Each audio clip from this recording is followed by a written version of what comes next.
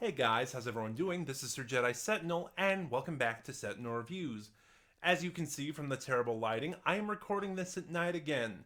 I would have just delayed this a day, but tomorrow there is a review I really want to do. So I'm doing this tonight so I can still get around to doing that review tomorrow. For context, it is 10 p.m. on Monday, December 6th. So yeah, again, terrible lighting. I still really need a ring light. I'm sorry, but like I said, there's a review I really want to do tomorrow, Tuesday, so I had to do this tonight. Anyway, we are looking at the final chapter of Doctor Who Flux, Chapter 6, The Vanquishers. As always, there is a blanket spoiler warning in place. I do these unscripted, so I put this spoiler warning just in case you haven't seen the episode yet and want to see it before I do my reviews. Now, like Survivors of the Flux, the Vanquishers seems to be pretty polarizing. I've seen people absolutely hate it, and I've seen people love it. I'm kind of in the middle again. Like Survivors of the Flux, I find this average. I will say this is, of the three series, this is the best Chibnall era finale. Um, Not that that's a very high bar.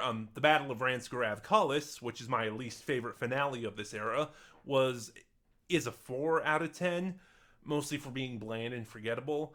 The Timeless Children is a 6 out of 10, just slightly above average. Um, I'm not going to score the Vanquishers yet. I'll talk a little bit about it first, but it is definitely better than the Battle of Ranskorav Kullis and the Timeless Children. Um, I will say there's a lot that goes on in the Vanquishers because it's got so many plot points it needs to close off. And the pacing for this episode is really good. Nothing feels underdeveloped. Nothing feels like it's coming out of left field. Everything gets the proper amount of time to work itself out. Like, I was really worried when, like, what was it, a third of the way into the episode is the first instance we get of Diane and Vinder. But their plotline was really good about how they find themselves trapped in the passenger form, which leads to the Doctor using the passenger to defeat, to stop the Flux, essentially. That does kind of lead me into something, though. I will say the highlight of this episode is all of the performances. Everyone brings their A game, and I'm sorry I didn't look up actors' names, so except for the core cast, I'm just gonna name them by their characters. Again, I'm really sorry, but like as I just said, Diane and Vinder were really good. The Grand Serpent was surprising. Was I cannot speak. I really need to not do these at night because I start getting tired and then my brain turns to mush and then I'm just rambling or stammering because I can't speak well. Diane and Vinder, Belle, Carvanista. Carvanista was really good. Dan was great. Yaz was really good, especially because we got a lot of progression in her and the Doctor's relationship.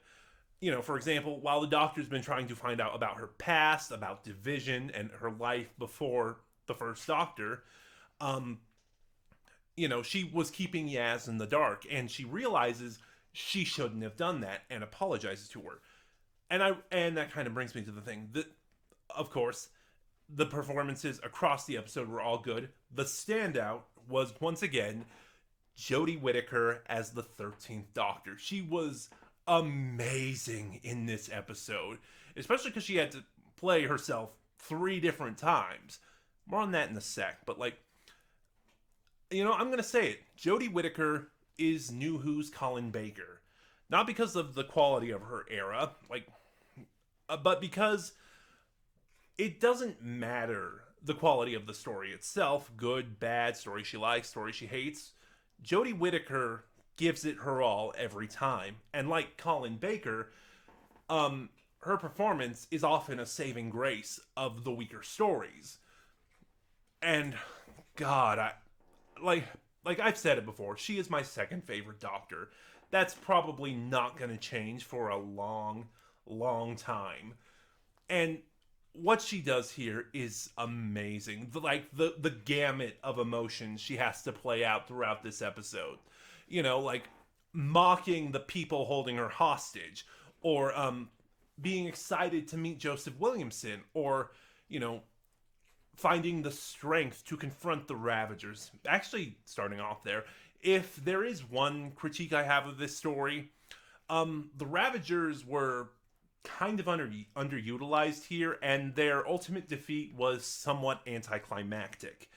Because they had a really strong introduction, and in those first few episodes, they were really good. But then we got to Once Upon Time, where Tecteun explained they were the catalysts for everything that was happening. Tecteun created the Flux, and she released the Ravagers to aid in the destruction of the universe. And then in the previous episode, survivors of the Flux, they decided, they were done being pawns and took over for themselves. But then they didn't really do anything here in this episode. They just kind of monologue to the Doctor, which, by the way, that scene between Azure and the Doctor is really good. But they didn't really get to do anything. They tried to take the Doctor to the Temple of Time on Atropos. Ooh, I gotta talk about that too. I just remembered. Look, and real quick too, throughout all of this season, I took notes like I normally do. I didn't take any for the Vanquishers. Partially because I just didn't, and partially because I was actually really engaged with the episode. Speaking of the Flux as well, I'm surprised it took me this long to realize that the Flux was antimatter. The Flux was this event meant to destroy the universe. What could destroy this universe? What could destroy the matter of this universe? Antimatter. So, yeah, it's a very simple idea in hindsight, but it's one that it's really effective in its simplicity. The Sontarans are back, and of the new Who writers, Chris Chibnall has done the Sontarans the best, because Davies and Moffat really used them as more comic relief. They were jokes, but Chibnall understands that the Sontarans are a threat. He understands what a threat they are, and especially in the large scale, which is something I don't think Davies or Moffat did all that well. The best Sontaran stories in Classic Who usually focused on individual Sontarans, lone Sontarans, the Time Warrior, the Two Doctors. That one's much more divisive, but it's my favorite story in Classic Who, so I'm counting it. And, the stories that focused on bigger armies of Sontarans weren't that great. Chibnall makes the Sontarans threatening. There are moments of comic relief, like the chocolate scene, which I absolutely loved. But for the most part, Chibnall does a really good job of selling what a threat the Sontarans actually are. Where to go from there? Ooh, so one of the reasons why Jodie Whittaker's performance in this episode is so great is because of the events of this episode, her trapped in another universe, trying to break free of it, while being attacked by Swarm and Azure, it splinters her. So she ends up being in 3 different places at once. One of her is with the Ravagers in, outside the universe. One of her is with Bell and Carvanista, and one of her is with Yaz and Dan. And, she has to play 3 different doctors, and then the various doctors start interacting with each other, and Whittaker does a brilliant job of differentiating between all 3 of them.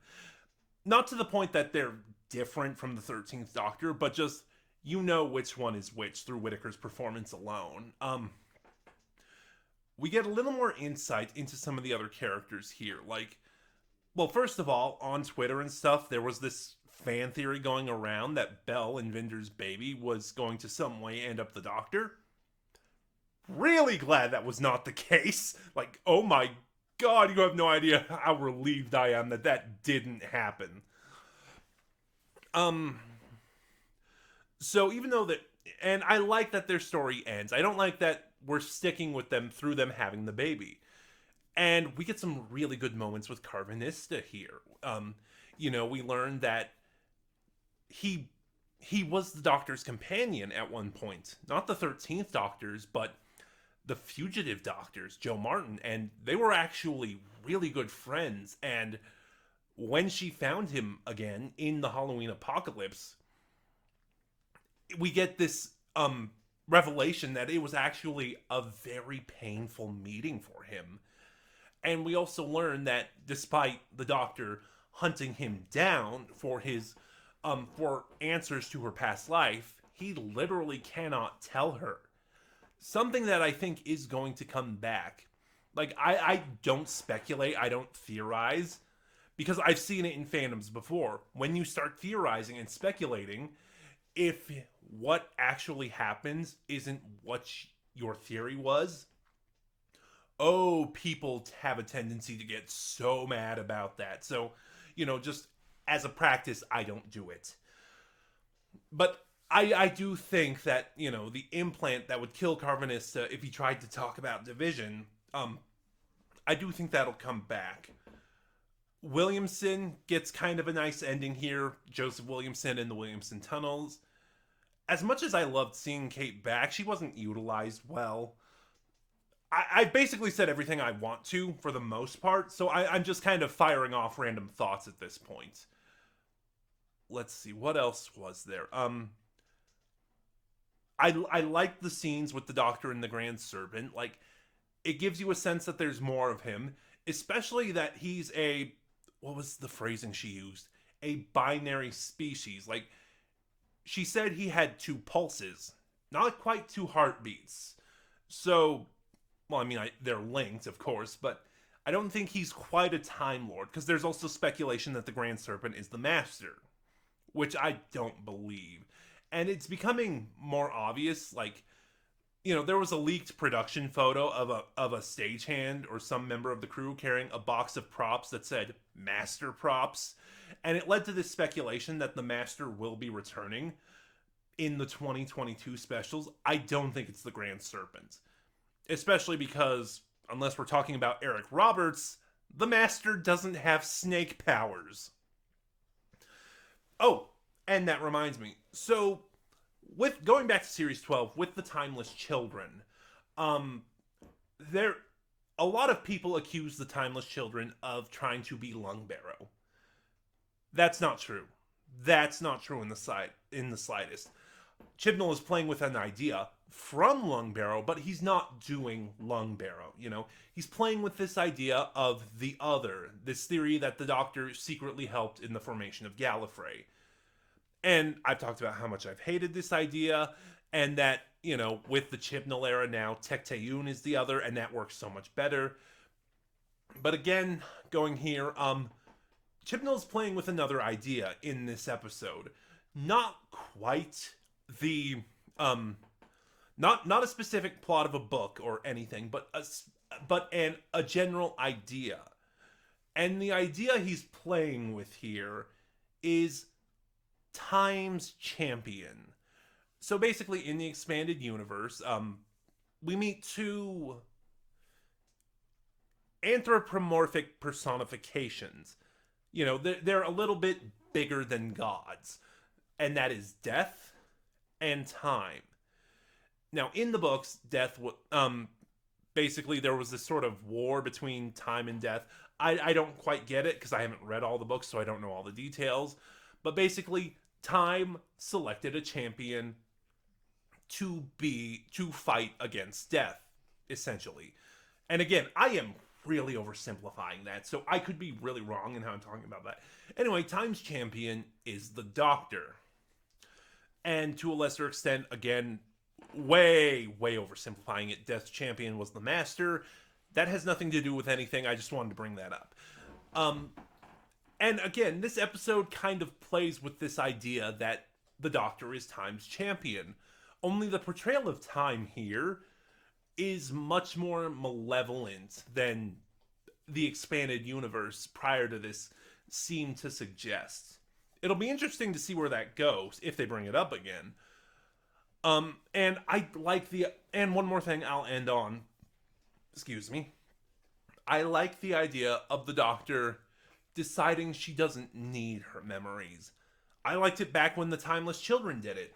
That is one critique I have about this era. They introduced the idea of the Timeless Children. It shook the Doctor, it weakened her resolve. But then she realized her past didn't matter. You know, it doesn't matter where she came from. All that mattered is who she was. And, you know, so she rejected that idea. And then Revolution of the Daleks and Flux kind of show that that was kind of a lie, and she's still pretty shaken up and wants answers. But here she has those answers and she's rejecting them again. So, yeah, didn't quite like that. Overall, despite me seemingly just gushing about it, The Vanquishers is okay. It's nothing groundbreaking. It's nothing phenomenal. It's nothing amazing. It's good. Like I said, the standout for this is the performances, especially, like I said, Jodie Whittaker as the Doctor and Kevin McNally as Professor Jericho. I forgot to talk about him. I'm so sorry. But yeah, he's really good too. I think as far as scoring goes, I'm just going to give The Vanquishers a 6 out of 10. You know, again, just above average. But those are just my thoughts. Have you seen The Vanquishers yet? What are your thoughts? Please start a conversation in the comments below, and remember to like, comment, subscribe, click the bell next to subscribe to get notifications when I upload. I can never point to that right. And then in the description box below, you'll find the link to my Twitter, where you can follow me and get updates on the channel. I will see you guys next week, maybe. I might do a ranking of the Flux episodes like I did for Series 11 and 12. I might not. We'll see what happens. But until then, oh, and hopefully if I can do it on time, like I said, Monday, December 6th, join me tomorrow for a special review I really want to do, I hope. But until then, this is your Jedi Sentinel, and I'll see you guys next time.